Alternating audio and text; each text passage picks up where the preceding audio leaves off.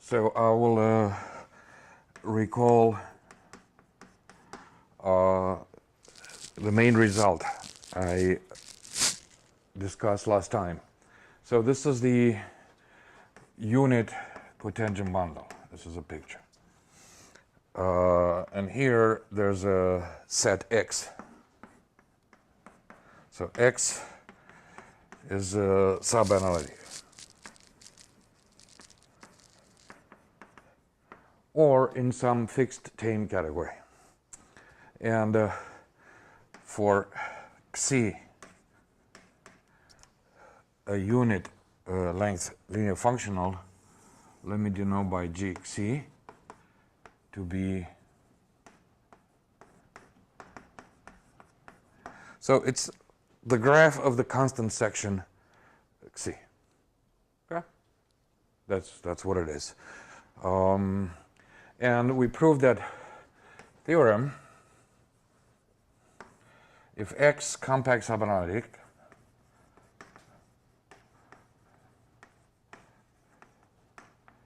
then there exists a unique cycle Nx. This is a tame cycle, so it's a tame current. I should say a tame current, a unique current, omega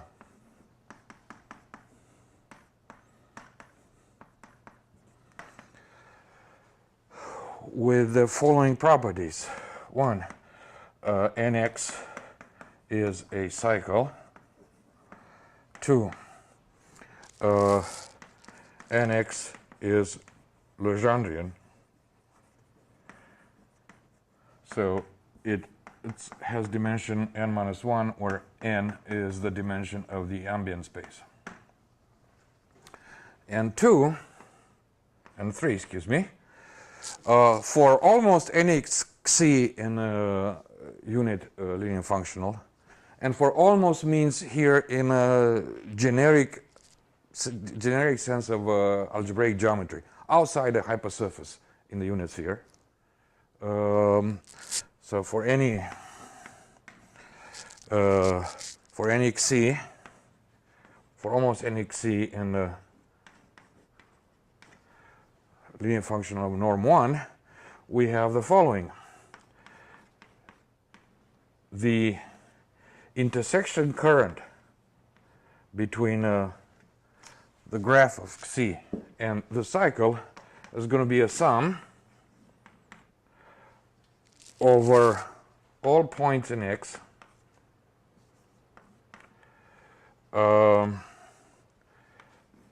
and these are pointwise currents, and they have multiplicity in X of minus Xi at P.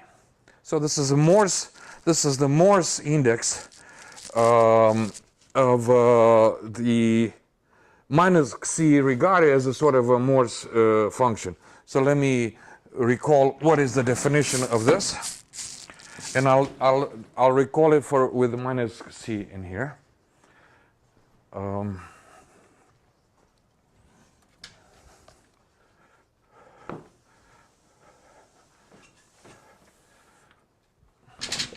So m x minus Xi p is 1 minus the Euler characteristic of the ball of radius r at P, but it's the ball inside X. I mean, the points within R in X intersect with the region Xi greater than Xi P. So this is when R goes to 0. So what happens? What is this thing? You sit at a point P, you're looking in the direction given by Xi, and you look at the horizon. This is half a hemisphere. And you see where the horizon hits your set x. This is the future, if you like, the future half-link. And you take the Euler characteristic of that. So for example, let me give you an example. So let's do a star. And so this is a point P. This is the normal Xi. Mx of minus Xi at P. If you sit here, I should make it these in blue. If you sit here and intersect with the tiny sphere, you see 3 points. So the Morse index is going to be 1 minus 3 is going to be minus 2 at this point. Okay? This corresponds to the half-link, the upper half-link in stratified Morse theory. Okay. So we have that. Now I want to discuss a few properties of this. One nice property is Fu's approximation theorem.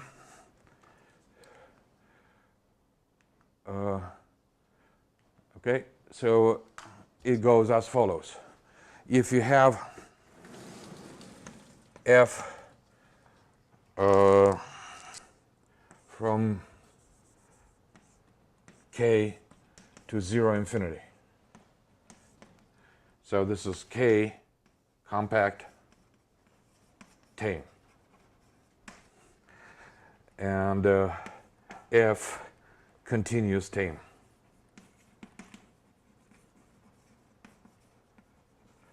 And I'll define x epsilon to be the region where f less or equal than epsilon. So this is a non-negative function.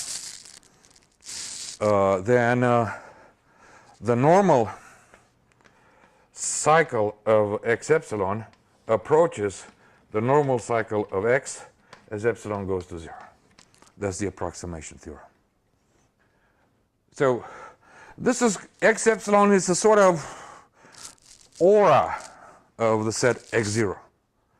And it collapses on x0 as epsilon goes to 0.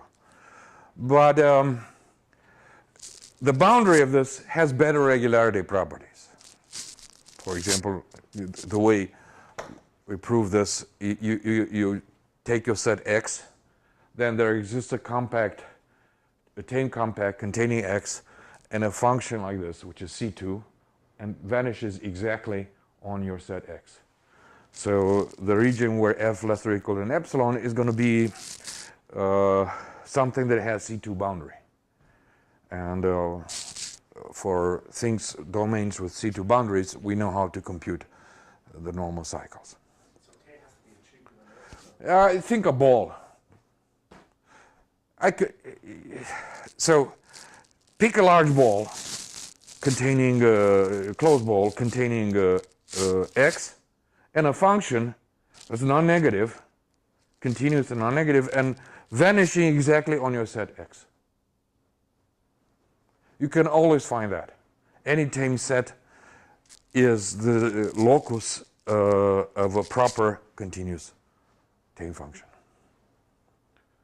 Again, this is a non-trivial result. I mean, and C2 or any irregularity. I mean, if you take the distance to x, that's a continuous function, it's definable, but it may not be C2. The strength of this is that any tame set is the zero locus of a C2 tame function. And 2 has nothing to do. You prescribe regularity ahead of time. Good. Now, closely associated to it, so let me mention one thing. The notation hides the fact that this depends on the embedding of x in a Euclidean space. I should have written V to remind me that there's an ambient space that contains. But I will not do that. So closely associated to it, It's the Kashiwara-Schapira conormal characteristic cycle, and they discovered this about the same time as Fu, but their definition was purely topological, whereas this is geometric. And you see this is geometric because I put length 1. It's in the unit sphere. So the normal cycle depends on the choice of Euclidean metric. Whereas this is, the conormal cycle is a topological thing. It's independent of the metric. And in fact, you can define it in, not necessarily for things in Rn, but for things that live in some tame manifold.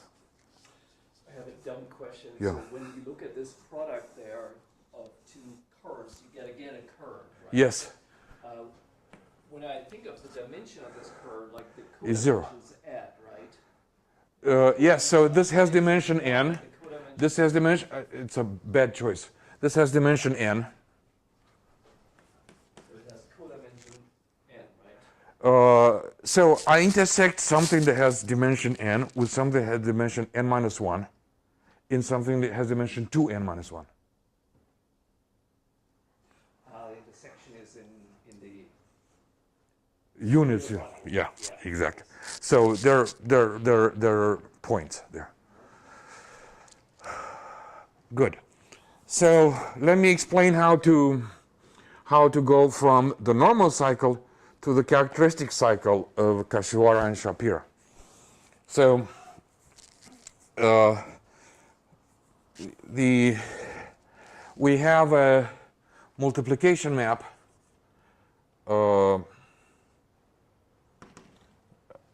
from, let me work it, 0 infinity cross S star V to SV star cross V to T star V that sends a number, a covector, and a vector to TC V. In other words, the cotangent bundle is obtained by coning the sphere bundle. And the centers of the cones are the 0 section. Okay? So what is, if I have a, what if I have a cycle in the unit cotangent bundle, what is its cone?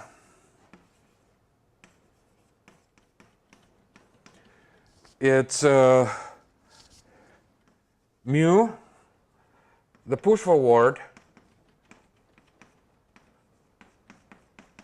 of this current. Okay, it's the push forward of this current. And now, what is the characteristic cycle? Let me see what notation I have used. The characteristic cycle, if I have x in V tame, then the characteristic cycle of x is going to be, this is the 0 section, and I push forward x. X defines a current, because any tame set is I should say here, I take the top part.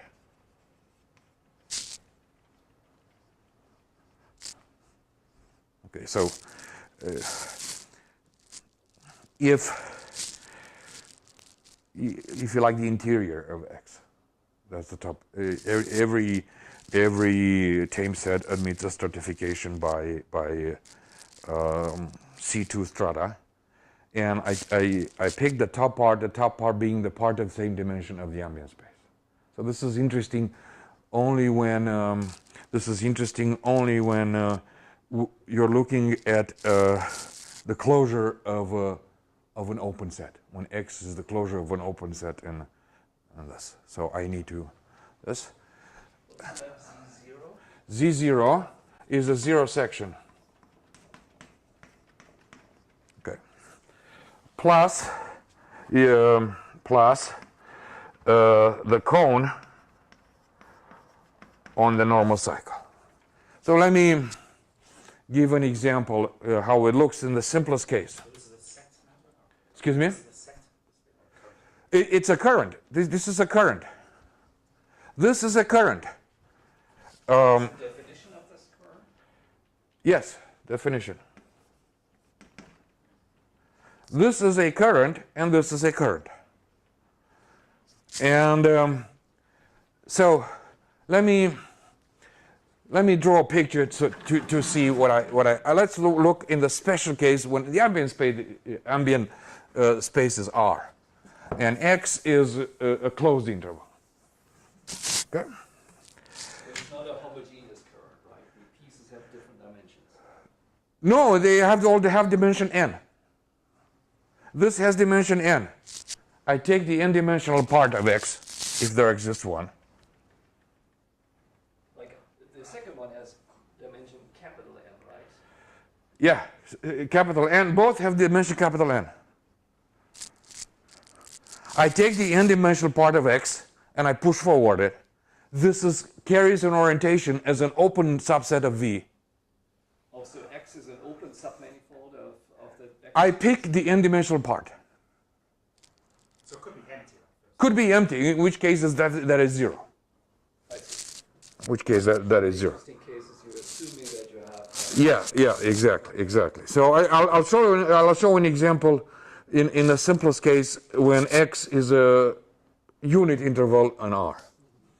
So in this case, I can draw a picture of the cotangent bundle. That's R2. Okay, and this is the interval. Now, what is the normal cycle? The normal cycle consists of the unit vector going this way and the unit vector going this way.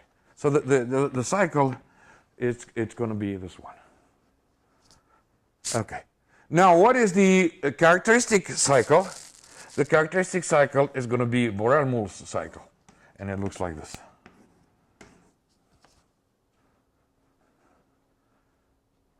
Okay? This is how it looks.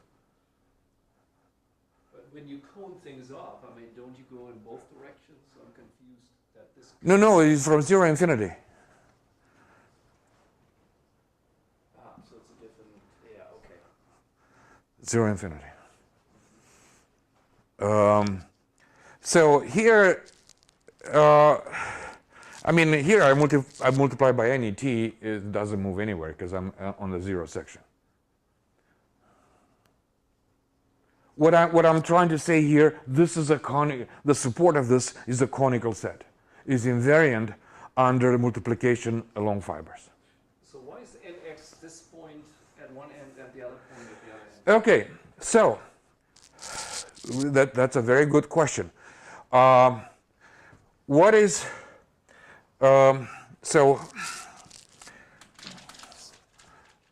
what is the? Let me erase here. The unit sphere bundle is this. Yep, the unit sphere bundle. So in this case, the unit sphere has 2 points. This point xi and this point minus xi. Yeah, 0. These are the 2 points. Yeah, but the unit sphere in R consists of 2 points, minus xi0 and xi0. And I know which is plus because this has an orientation. So this is the positive one. So now I need to see what is the I look at this Morse function, which is the function x. If you like, here, this is the x coordinate. It's just the function x, and this is the linear function minus x. Okay? And I would like to see what is the Morse index of minus x. So if I am here, if I look ahead, I see 0, I see nothing. So in the definition of the Morse index that I just erased, I have 1 minus 0. So what it says, the vector C0 appears with multiplicity 1 in my normal cycle.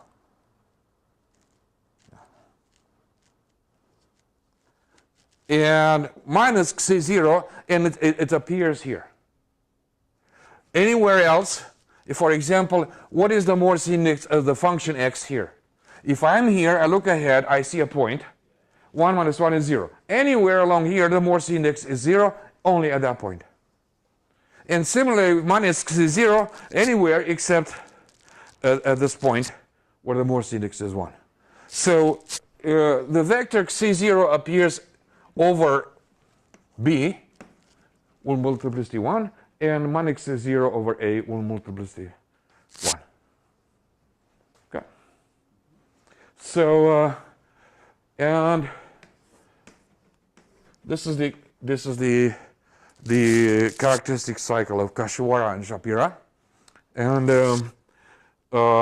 it is a conical set, meaning it's invariant under dilation in the fibers, just by construction.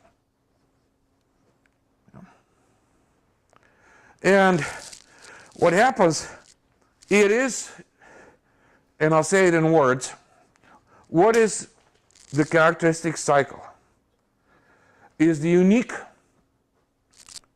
Lagrangian cycle that it's conical and satisfies this type of intersection theory.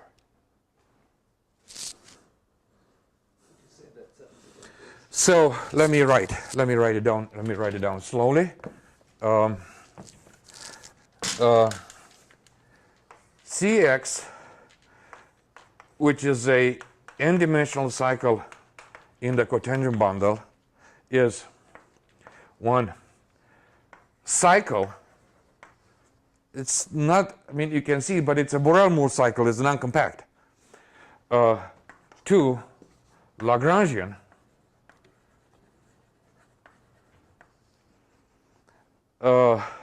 3, conical. And 4, satisfies the intersection property.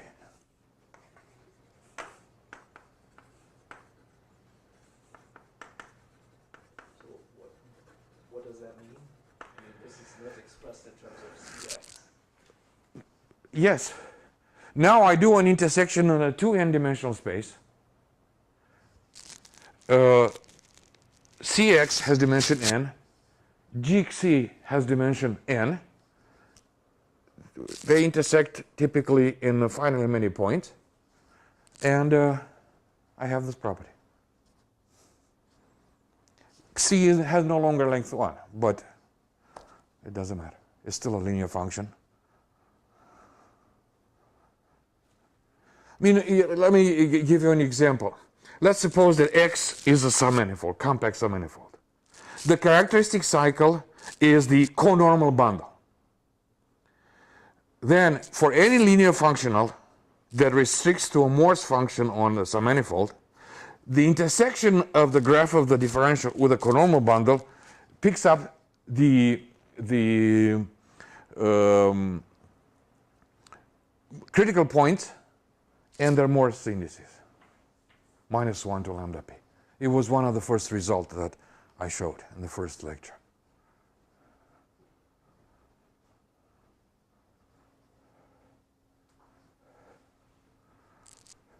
I guess what I'm worried about is if I expand the definition of GC to be a current in the full cotangent bundle, Yes. then I also allow psi equal to 0. Yeah, but this is true for almost all psi. Oh, I see. So you just sort of ignore that part. Yeah. Okay. So that's That's the condition. Foo has something even stronger. So here almost is in geometric sense outside a hypersurface. Foo says outside something that measures 0. Even if you require this to hold for something outside of measure 0 is still good, which is stronger. Yeah. So then by definition, sort of like those two intersections, intersection of the C sub x with the extended G psi is Yeah. the same. Yeah, the same, yeah. And x Yeah, it's the same. with the G psi. It's the same. But this can be given a purely topological description. But proving, I mean, there are a couple of big things. First, proving that's Lagrangian, it's a big theorem. And then proving it's a cycle, again, it's a big theorem.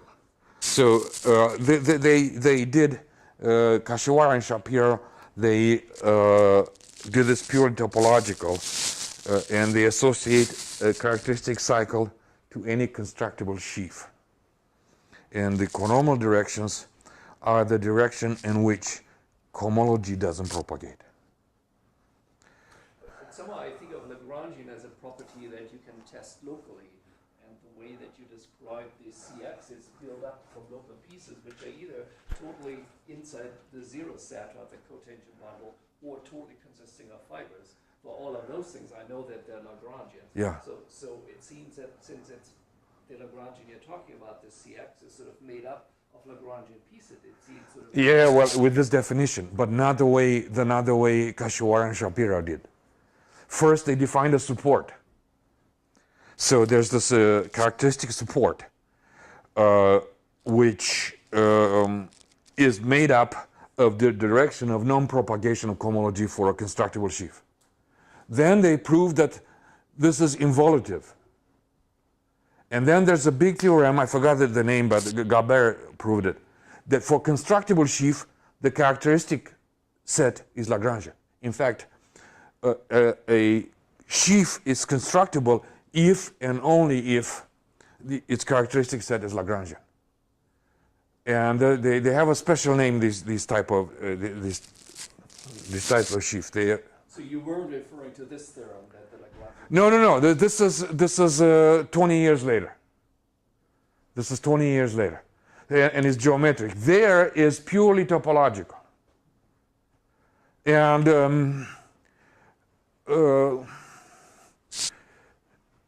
with this approach, it is faster. However, that has some advantages because you put a lot of work, but you can prove some results that are harder to obtain. Okay. So this is what I was telling you. Okay. So now let's. I won't talk more about this. I want to spend more time on geometry.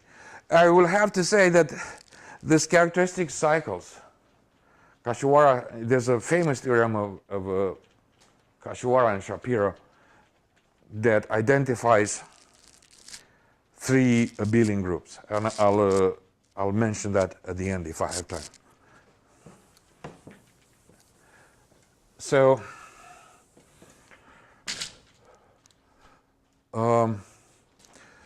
constructible functions. So what is a constructible function? It's a function, so throughout I fix a tame category. A constructible function is a function that's tame and is integer valued. So being tame, the range must be finite. So f is constructible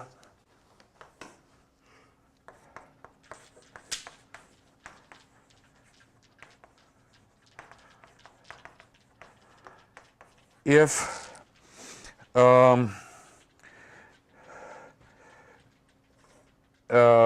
range is finite, and I have f is the sum over all integers This is the indicator function of f inverse of n times n.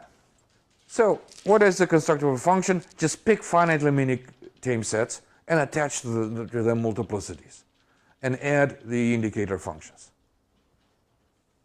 That's a constructible function with range z, or That's the definition. the definition of constructible function, is that necessarily range z, or is it Necessarily range z.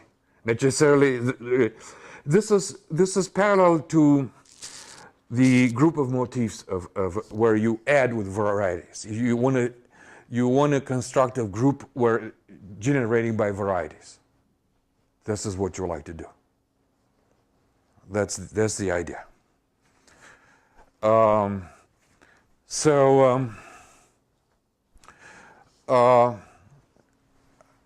denote by f of v the abelian group of constructible functions, and f0 of v the subgroup consisting of constructible functions with bounded support. In other words, so how does a function looks like? Just pick x1, x2, x3, three tame sets, and you write m1 indicator function of x1 plus m2 indicator function of x2 plus m3 indicator function of x3. This is how. They don't need to be disjoint. They don't need to be disjoint. so just a bunch of tame things with multiplicity? Yes, yes. But I want to put a group structure in here. And the way I put a group structure is through indicator functions. I mean, if you have homolinear combinations of things, you can always sort of add, right? Yeah, but I want to also keep track of their intersection patterns. It's more subtle. Because this point, for example, will have multiplicity m1 plus m2. I'm not sure I understand the remark, but maybe. So, for example, look two sets. It has multiplicity 2, and it has multiplicity 3. S1, S2. 2 indicator S1 plus 3 indicator S2 is going to be the same as 2 here, 2 here, 3 here, 3 here, and 5 there. Okay? So this function has a different range.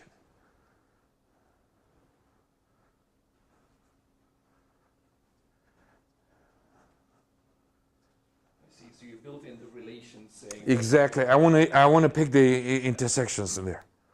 Yeah. Okay. So I will mostly work with the ones that have compact support. Bounded support, compact support is the same thing. And notice these functions. We have an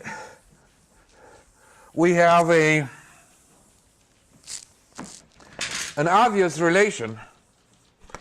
Indicator of x1 union x2 is indicator of x1 plus indicator of x2 minus indicator of x1 intersect x2. Yeah, that's inclusion exclusion. So that's good.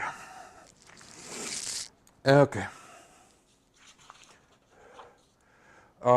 So I will have SB V. It's bounded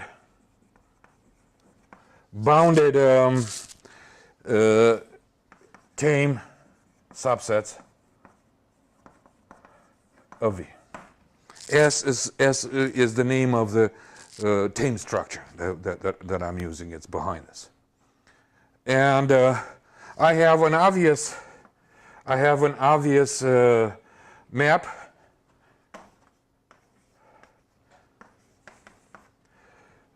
In F0V. And in fact, one can show that this abelian group is generated by characteristic functions of compact sets. For example, how do I represent the open interval 0, 1? closed interval 0, 1 minus a point minus the other endpoint. Yep. So in fact, this abelian group is generated by characteristic functions of compact sets. Okay. Good. So now I will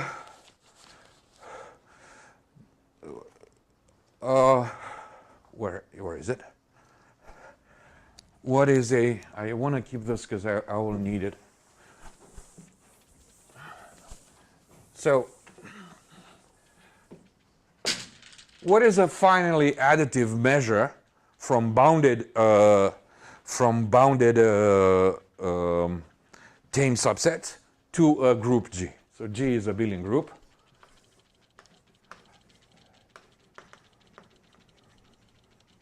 And mu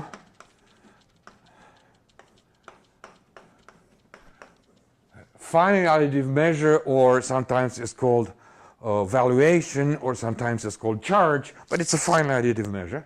Well, it's a map like this with the property that mu x union y is mu x plus mu y minus mu x intersect y. So it satisfies the inclusion-exclusion property. Okay? And there's a remarkable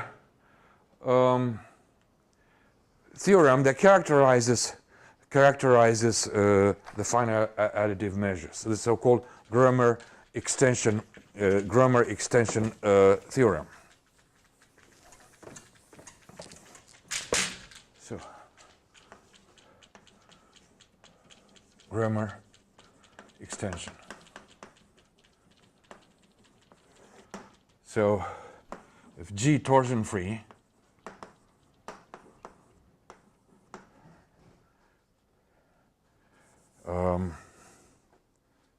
before I go, notice this map from bounded constructible to this abelian group is a finally additive measure. That's what it says. And it says this is a universal finally additive measure. Everything factorizes through this thing. Is that not clear from the definition? No, because I'll show you. I'll show you an example. It's actually tricky. It's not hard, but it's tricky. So G is torsion free. Mu from SB to G. Valuation. I'll just do. That's finally additive measure. It's easier to write valuation. Then there exists a unique group morphism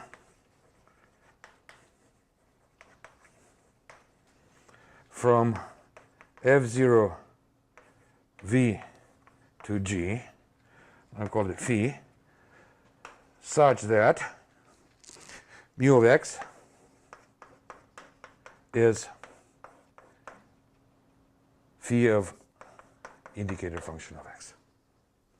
This morphism is called the integration with respect to mu, and it's typically denoted phi is typically denoted phi of x is denoted integral of Ix with respect to mu. Okay. So let me show you that what a tame set can be expressed in many ways as a linear combination of indicators. So for example, let's look at star. X is the star.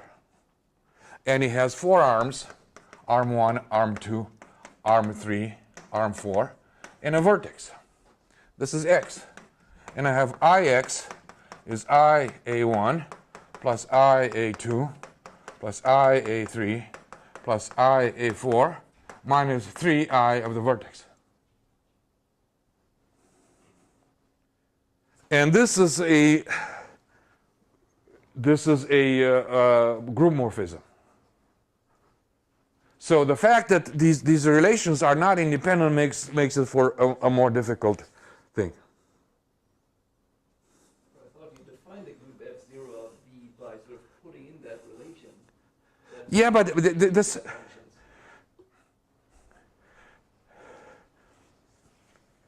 Y phi of IA1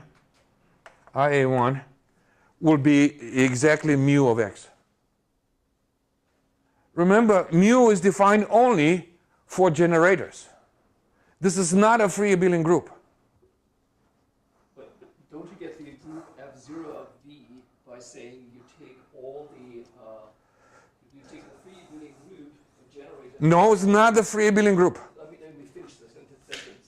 You take all the free abelian group generated by all the tame subsets which are bounded, and then you put in that relation, the exclusion relation. No, the way I define it is constructible functions. What you're claiming, it is a quotient. I don't know that. There are functions on V, they're tame, there are tame functions, and the range is in Z. They're given by indicator functions, right? And well, yeah, F0V are constructible functions. F0V are constructible functions from V to Z. And they inherit a group structure by addition. constructible means that you can write it as a sum of indicator. No. Constructible means the graph of this function is a tame subset. F0 means bounded support. 0 means bounded support. Constructible, it is, the graph is in the tame, the graph is in the tame category. Okay, I misunderstood the definition of what F0 was. Yeah, so this is how I define. So it's a genuine addition of functions. But another equivalent definition, it's the group generated by indicator, abelian group generated by the indicator functions of constructible sets. But now then you have to prove that these are the only relations in this group. And it's not at all obvious. This is what essentially proves, but it's not obvious.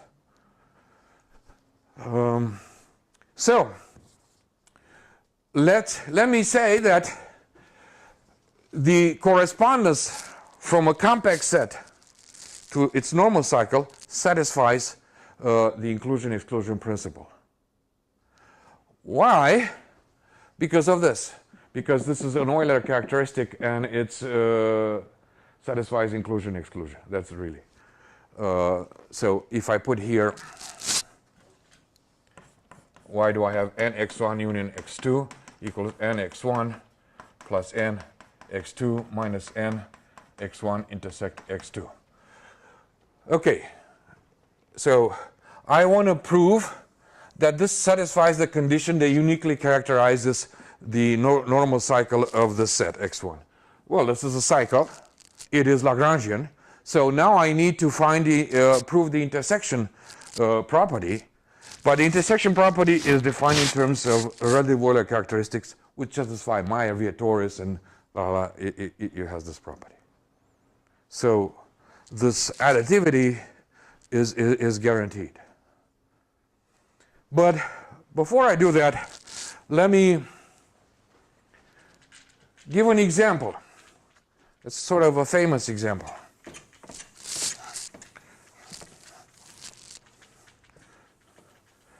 So for any x in V, x bounded, tame, denoted by chi of x, it's definable Euler characteristic.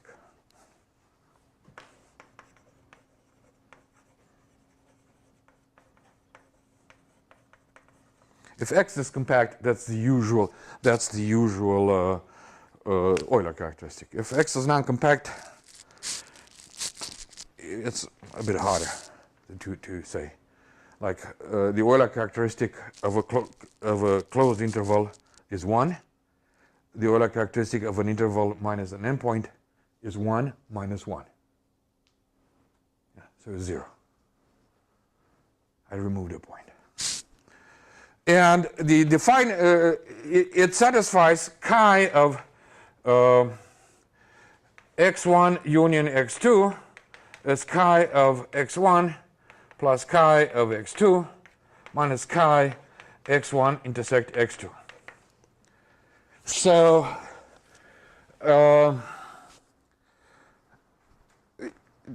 according to Grömer, there's a integration with respect to Euler characteristic from f0v into z. Yeah. It says that chi is a z-valued valuation. So there's a morphism from constructible function to z. So when you integrate a characteristic function, you get its Euler characteristic. But this applies to more constructible functions. And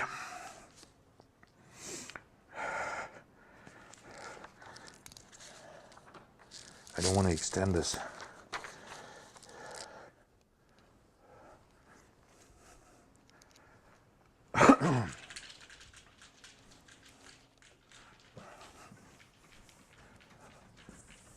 Now, this I can define if x, y are tame sets, I can define f0 of x and f0 of y. They're constructible functions, supported in x and supported in y. And if I have a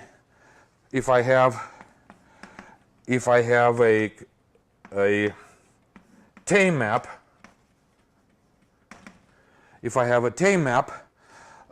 then I have a pullback with some properties, just to get some properties if you want. I have a pullback from f0y to f0x. More importantly, I have a push forward.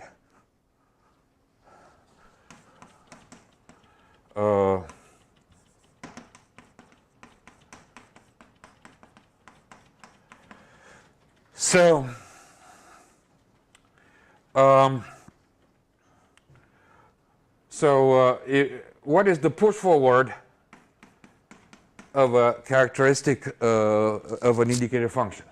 The value of it's going to be the value of y is going to be Euler characteristic of f inverse of y, or if you like, f star. It's the integral along the fibers of f with respect to the Euler characteristic. Now, the theorems on minimality say that the fibers of this have finitely many types. So this function has only finitely many values. Has only finitely many values, and what you get here is indeed a constructible function. So I have the integration along fibers. I have pullback. There are like in algebraic geometry, there's projection formula, base change formulas, and let me just show a simple example. I don't have time to prove, but I'll show a simple example. So how you can define interesting maps. So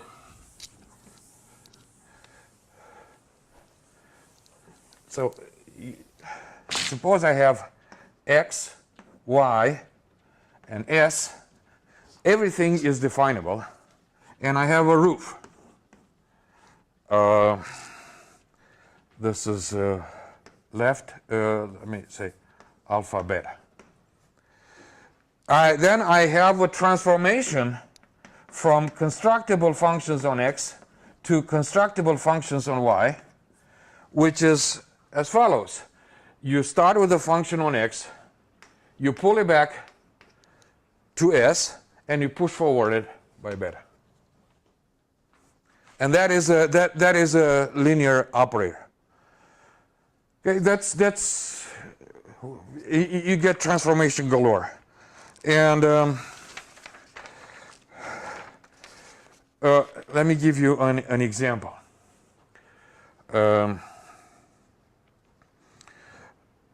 So I have V, and here is graph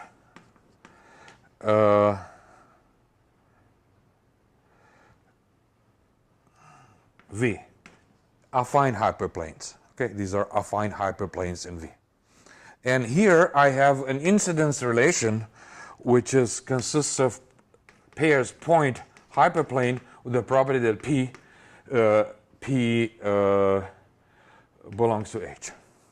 And I have an obvious roof in here. So what is the fiber of this map?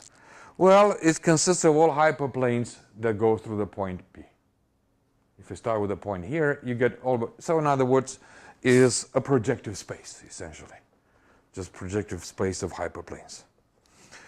What are the fibers in this point? It's more or less the tautological, if you like, a tautological affine bundle.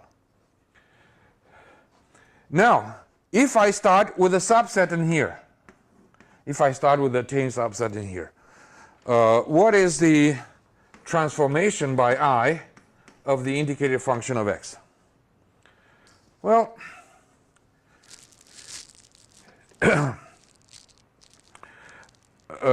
it's going to be the function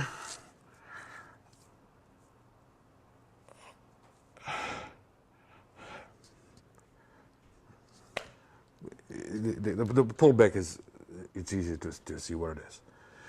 What's interesting is are the fibers of this. The fiber of a hyperplane, so that's alpha, beta. So beta inverse of a hyperplane intersect alpha inverse of x is the same as H intersect x. Yeah. So the fiber of this is the section of x with the hyperplane H.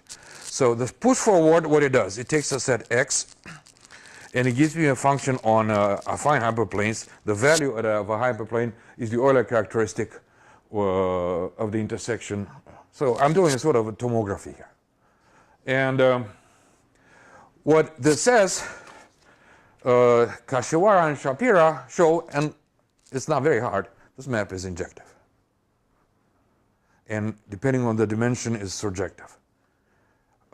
So what does it say?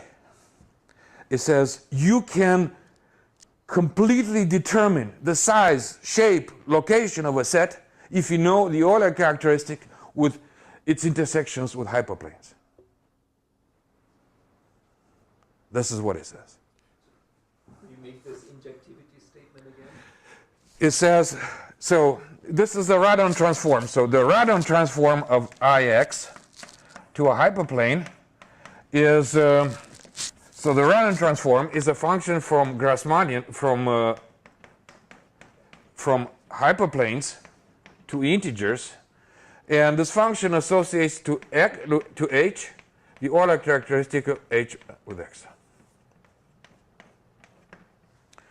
So the Radon transform is a map from, let me erase.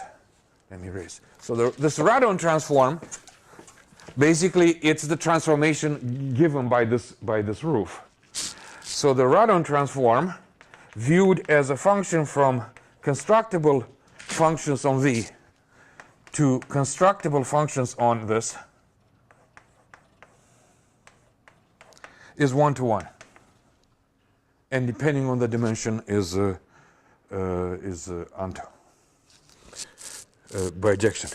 So it says if I have two sets and the intersection with each hyperplane have the same Euler characteristic, then the sets must be equal.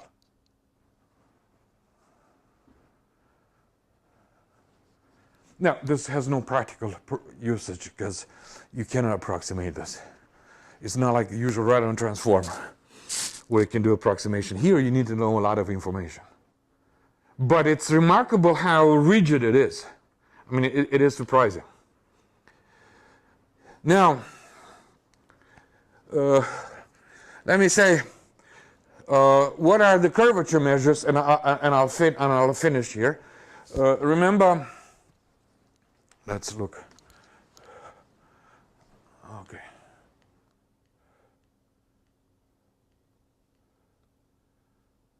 Okay. So there are these canonical forms, kappa j, defined on the unit sphere bundle. This is the place where the normal cycle lives. And if I integrate these forms over the cycle and divide, this is the area of a sphere of this dimension. Because of the inclusion-exclusion property of the normal cycle, I get finally additive measures. These will be the curvature measures of your set X. Okay. So a priori, they depend on the ambient space. So if I have a curve in R3, I may get some curvature measures. But I can view it also as a curve in R4, and I could get a different measure. But it says it doesn't depend on the ambient space. In other words, they're absolute invariants. They depend on the embedding, but okay. So chi0 is the Euler characteristic. Now, what about the tube formula?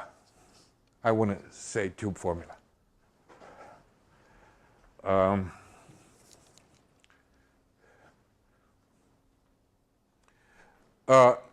So there's this this whole industry in integral geometry, so-called kinematic formulas. So what is a kinematic formula? You have a set X, and you have a set Y, and you move Y around with all the isometries of the space, and you see how it slices your set X that you want to understand. And then you keep, from the intersection, you keep some measurement. Like say, for example, you keep Euler characteristic of an intersection. And then you average over all the isometries, and kinematic formulas gives you an answer. This is how it works. Chern was the first to do this. So I'll do the kinematic formula. I'm going to take a ball, a radius r, and I'm going to swipe it, and I keep the intersection, the Euler characteristic of its intersection with my set X. And so I average over all the space V. So the radius is fixed, and I move the ball, and I remember the intersection. And I get that the kinematic formula gives me this formula, this average Euler intersection of Euler number of the intersection can be expressed in terms of curvature measures. Now suppose that X is a compact submanifold, and R is small. The Euler characteristic is either 1, if you are sufficiently close so you don't have critical points, or 0. So what you would have in that integral in the left-hand side, the only thing that contributes are points P in the tube or radius R. So the left-hand side is the volume of the tube. So this contains the tube formula as a special case for sets of positive or submanifolds, for example.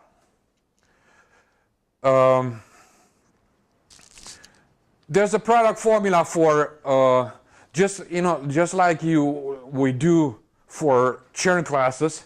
We can do you have a Chern polynomial. We can do a measure polynomial sum over j mu j of x tj, and this has this multiplicative property. So if you know how to compute the measure of an interval, you can compute the measure of a cube over a parallel pipette. So mu0 is the Euler characteristic. Mu n minus 1 is going to be 1/2 the area of the boundary, whatever that is. Well, in general, these things are integrals over these normal sums. Yes, but yes. And let me finish with something strange. So, and I'm going to do a 3D experiment. Okay. So the way we define the curvature measures is we construct the normal cycle, and then we integrate certain forms around it. And in good cases, I mean, in case of some manifolds, we have seen that these integrals can be expressed in terms of integrals of the curvature, and they're intrinsic invariants. Now, I claim that these are intrinsic invariants even in the singular case, but I need to express what do I mean by intrinsic. So I need to describe what do I mean by an isometry. So a tame isometry will be a homeomorphism between two sets, a tame homeomorphism, with a property that maps curves in one space to curves in the other space of the same length. Tame curves are mapped to tame curves of the same length. Let me give you an example of a isometry. This page, and now I do this.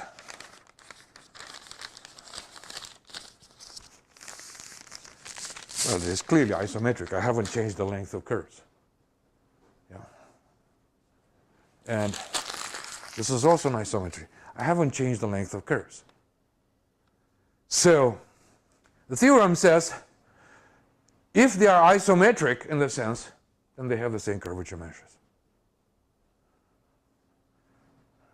But now you allow them kind of very singular things. Yeah, you allow very singular. Even a manifold. I mean, this is a good example of what could happen. Folding doesn't change the metric, intrinsic distance. And even think of deflating a ball. When you deflate a ball from a round sphere, you get something that's, okay, not an elastic ball. If it's elastic, it grows in size. Imagine, how should I?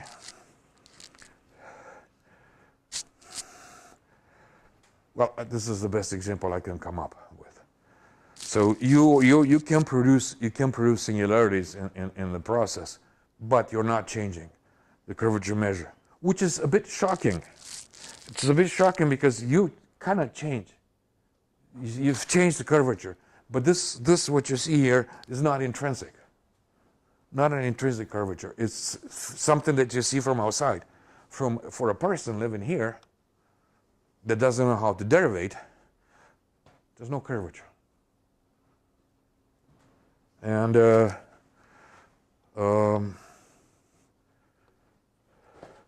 I'll stop here. Thank you very much. Thank you.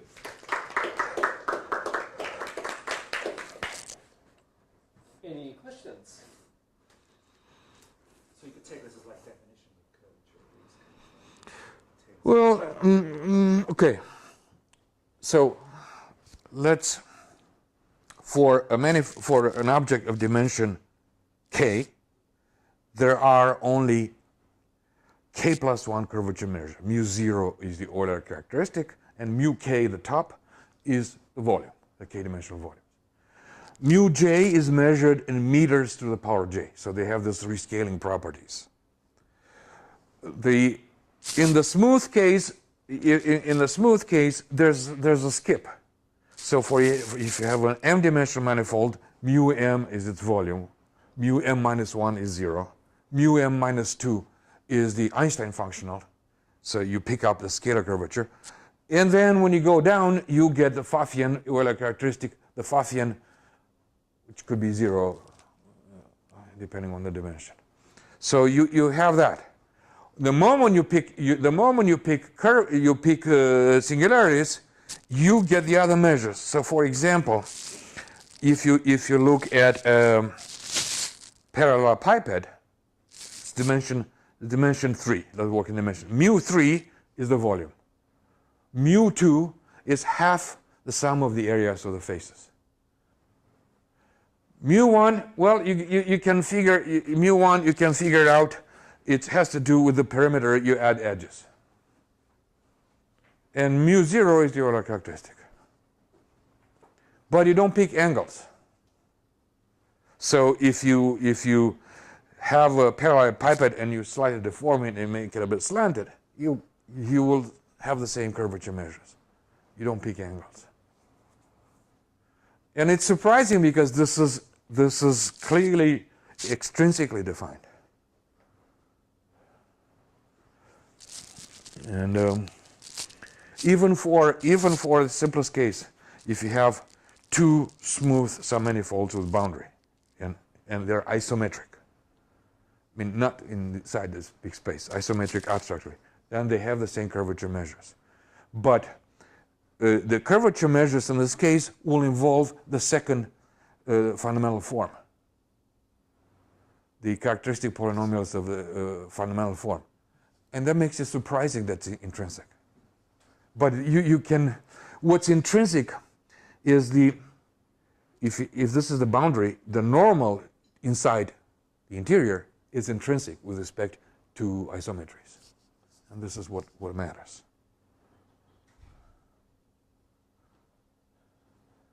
So they are, yeah.